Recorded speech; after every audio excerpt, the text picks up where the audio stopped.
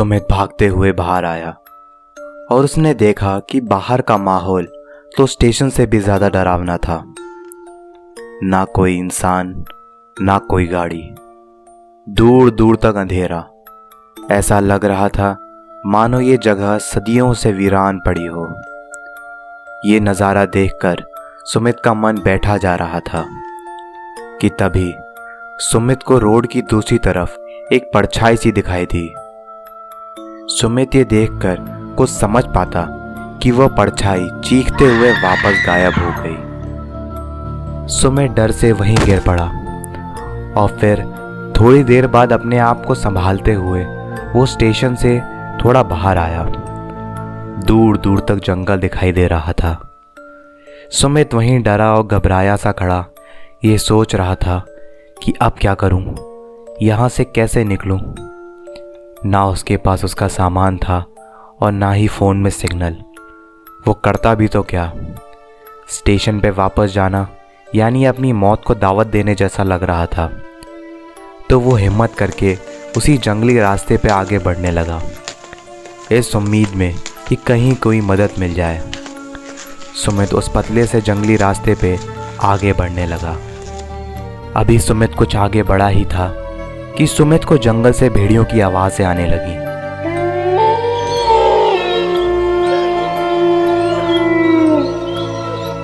सुमित ने अपनी रफ्तार तेज़ कर ली और जल्दी जल्दी उस जंगल के रास्ते से निकलने लगा।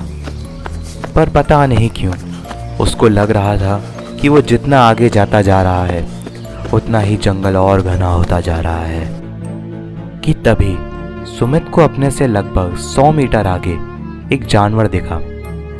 जानवर था वो कि क्या अजीब सी आवाज कर रहा था।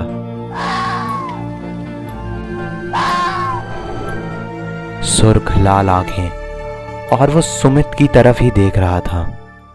ये देख सुमित बुद्ध बनकर वहीं खड़ा हो गया, पर फिर उसने अपने आप को संभाला और जंगल के अंदर भागा। सुमित जब भाग रहा था तो उसको लग रहा था मानो कितने ही जानवर उसके पीछे भाग रहे हों। बहुत देर भागने के बाद जब सुमित को लगा कि अब उसका पीछा कोई नहीं कर रहा तो वो एक पेड़ का सहारा लेकर वहीं खड़ा हो गया और लंबी लंबी सांसें लेने लगा। और फिर उसने अपनी घड़ी में टाइम देखा। दोपहर के 1:30 बज रहे थे, पर वहाँ का माहौल देखकर ऐसा लग नहीं रहा था। घने काले बादल, तेज हवाएं, चारों तरफ जंगल के पेड़ों की सरसराहट की आवाज़ें माहौल को और भी डरावना बना रही थीं। सुमित आगे बढ़ा तो उसको जंगल से बाहर का रास्ता दिखा। जैसे ही वह बाहर आया कि तभी ज़ोर ज़ोर से बारिश होना शुरू हो गई। सुमित सड़क किनारे एक पेड़ के नीचे खड़ा हो गया। भूख और प्यास से सुमित की हालत बहुत ख़राब हो चुकी थी और जंगल में भागने के कारण उसके पैर में भी चोट लग गई थी।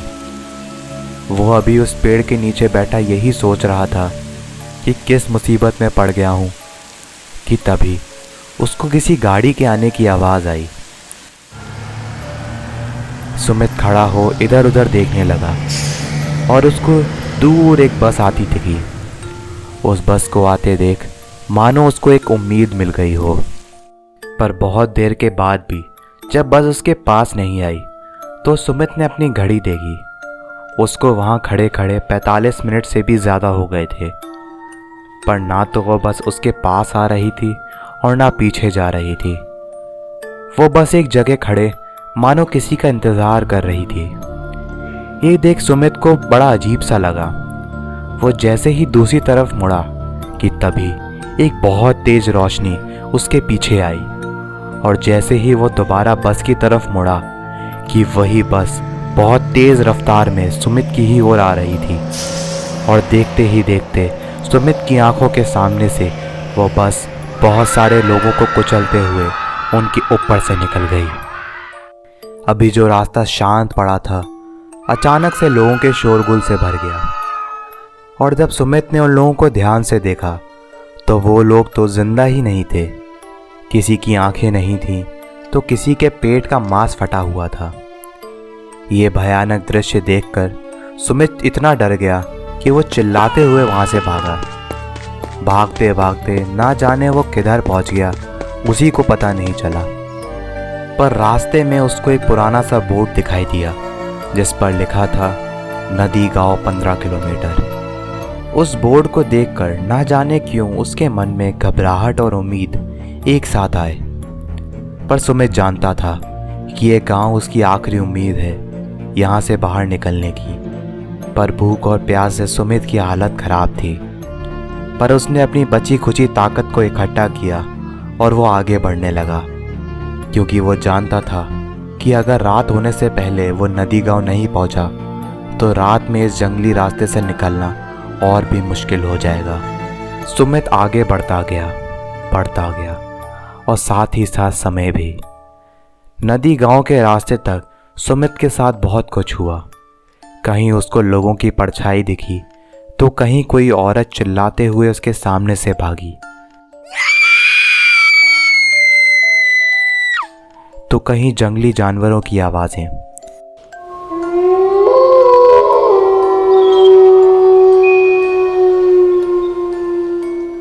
पर सुमित डरते डरते शाम 7:30 बजे तक नदी गांव पहुंच गया। बाहर से देखने पर तो वो गांव एकदम सामान्य सा लग रहा था, पर अंधेरा होने के कारण दूर से इतना कुछ साफ साफ दिखाई नहीं दे रहा था। तो सुमित गांव के अंदर गया। चारों तरफ खामोशी और अंधेरा पसरा हुआ था। बस कुछ घरों के बाहर लालटेन जल रही थी। सुमित ने और ध्यान से इधर उधर देखा तो उसकी नज़र एक घर पे गई जहां से मानो कोई खिड़की से झांक रहा हो। तो पहले तो सुमित चौंक गया, फिर उसी घर की ओर बढ़ा मदद के लिए। पर जैसे ही वो उस ओर गया उस व्यक्ति ने खिड़की बंद कर दी। सुमित को थोड़ा अजीब सा लगा। उसने 1-2 घर से और मदद मांगनी चाहिए, पर कोई उसकी मदद करने को तैयार ही नहीं था। अब सुमित की हालत बहुत ख़राब हो चली थी, क्योंकि पिछले 1.5 दिन से वो भूखा प्यासा जंगलों में भटक रहा था। कुछ ऐसी चीज़ें देख चुका था जिन्होंने उसकी रूह तक को डरा दिया था। और जब उम्मीद के नाम पे वो अपने आप को संभालते हुए इस गांव तक पहुंचा तो कोई उसकी मदद करने को तैयार नहीं था।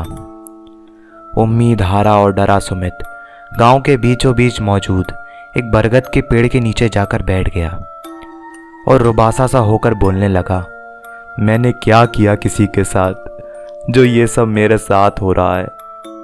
वो ये सब अभी बोल ही रहा था कि तभी किसी ने उसका नाम लिया, सुमित। सुमित को अपने कानों के पास ठंडी सी महसूस हुई, मानो कोई अभी अभी उसके कानों में उसका नाम बोलकर गया। सुमित डर से सकपकाया सा उठा और डरी सी आवाज़ में इधर उधर देखते हुए बोला, कौन है यहाँ, कौन है? पर वहाँ दूर दूर तक कोई नहीं था। सुमित डरा और घबराया इधर उधर देख ही रहा था कि तभी किसी ने उसके कंधे पे हाथ रखा। क्या रहस्य है उस स्टेशन, रास्तों और गांव का, बताऊंगा इस कहानी के अगले भाग में। तब तक आप लोग ये सोचिए कि वो कौन है जिसने सुमित के कंधे पे हाथ रखा।